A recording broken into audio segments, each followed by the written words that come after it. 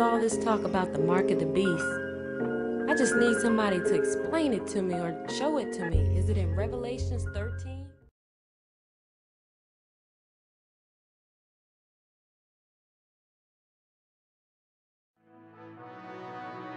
The smart city does a lot of the work that the police force have had to do on foot in the past. So surveillance systems, safety systems, systems that control where vehicles go, how fast they drive, all of these aspects are part of creating a city that helps the management of citizen safety and citizen security. The benefit of smarter healthcare is principally to patients. That is to improve the patient experience and to improve patient outcomes. It also helps with the efficiency of the healthcare organisation. I think one of the big challenges we have in the NHS at the moment is we don't work as a system. So the GPs have one computer system, we have another system, community hospitals have another, mental health trusts have another. And so if we could move towards having one system with one patient record, become a system where the patient was at the centre rather than all these fairly large and complex organisations trying to work together. I think we need better systems to target future planning because we need to know how many beds do we need for how many conditions. We need to know what consultant specialities we need. I think this is where smarter cities, not just smarter healthcare, becomes really interesting because a lot of that information is not just held by us as an NHS, it's held by local authorities as well. So people go through both of our systems. If we could have all the information related to social care, related to school-aged children and how that's going to change, then that could actually make the whole system work hugely better.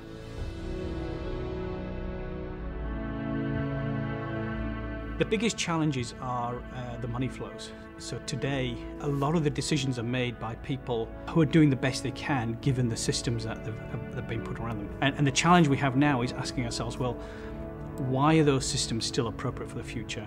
How do we change them in a way which doesn't undermine some of the fundamental principles of safety, security, citizenship, but still allows us to be effective, optimised, and be able to really succeed in the global landscape? A city is a complex system of systems, and at the end of the day, IBM is well known for our ability to run large systems integration projects.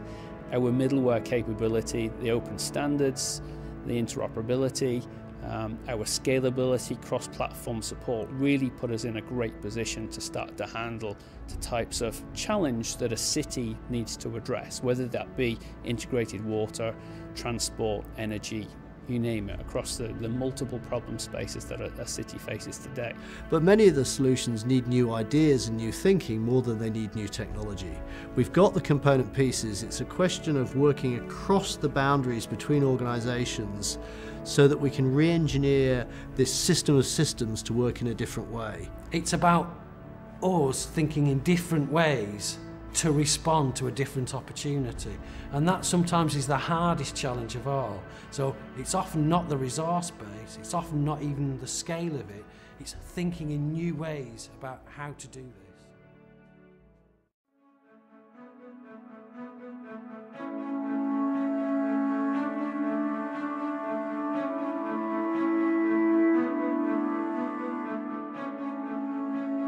IBM's Smarter City initiative is to look at how the systems in a city can interact, so public safety, health, education, citizen services, how they can interact and come together to make a city a better, healthier place for people to live, and a place where businesses can thrive and prosper, so a city can have a sustainable economy and a happy and healthy population. A smarter city is really going to be one for us in which, first of all, our businesses and our people work in very different ways than we have worked to now. So as much as the Industrial Revolution saw huge changes in the way people socialised, worked, organised their family life and organised their communities, I really see this next opportunity through smarter cities being the next revolution, not just in the workplace, but throughout our communities. The technology to make a city smarter has existed for many years.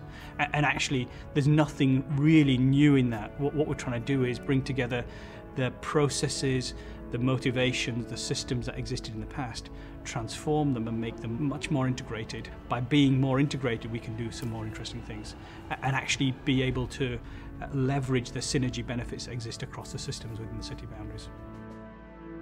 We are, to me, at an inflection point. We do now have the technologies to enable us all to live much better, to enable us all to manage cities better, manage companies better, manage our own lives better.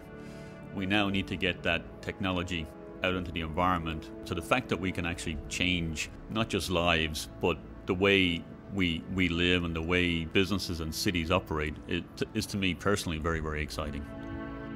For the first time, a company that's traditionally an IT supplier has come out with a vision of the future that's almost within our grasp, but more to the point, it transcends talking simply about technology, and it allows people to engage on multi-dimensions. So it's not just about an IT provider providing technology, it's about a vision of society, and I think that really gets people passionate. A very big part of smart cities is the provision of what we call ecosystem services. These are the collaboration tools and the information that lets people work together, lets businesses innovate together, lets consumers interact with businesses, businesses interact with other businesses, so that we get very different outcomes.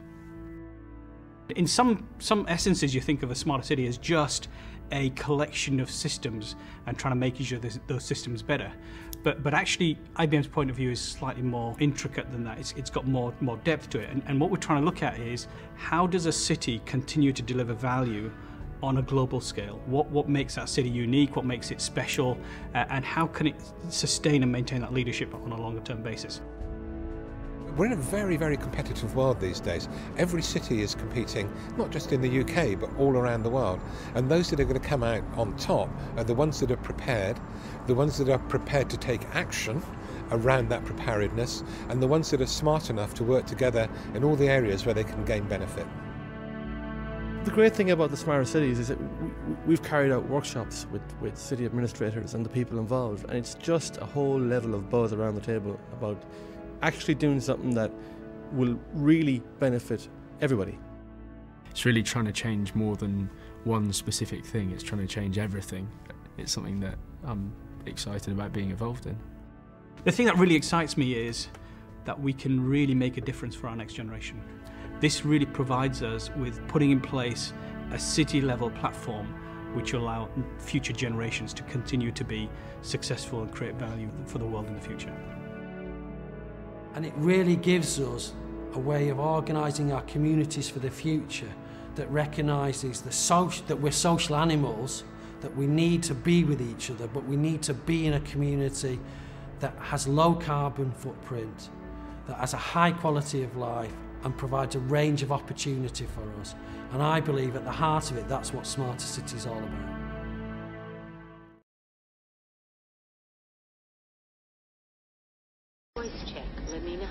Unfortunately, Simon Phoenix was not coded. While you were sleeping, everyone in the city was installed code. It was a brilliant idea by Dr. Cocteau that an organically bioengineered microchip be sewn into the skin. Sensors all over the city can zero in on anyone at any time. I can't even conceive a visual of what you police officers did before it was developed. We work for a living. This fascist crap makes me want to puke. What do you think you're scratching, caveman? You really think we'd let you go without control? Wow. Wow. Seems pretty far-fetched, doesn't it? You want to know how prophetic 1993's Demolition Man with Sylvester Stallone and Wesley Snipes actually was? Well, I'll tell you. Friends, implantable identification chips have been around for a very long time.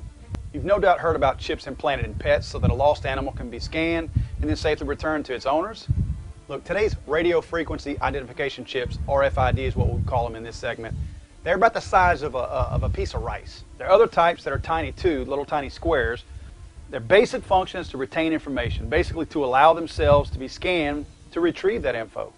And this is the best part, and to track the being that implant is in.